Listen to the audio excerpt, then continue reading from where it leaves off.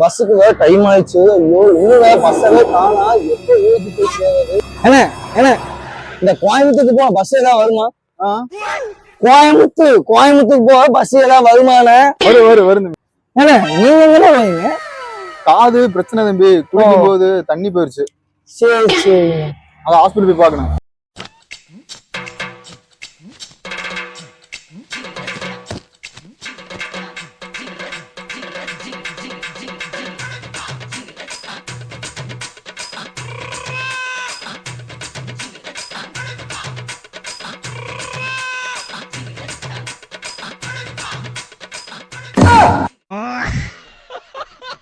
தம்பி என்னண்ணே என்னாச்சுண்ணே?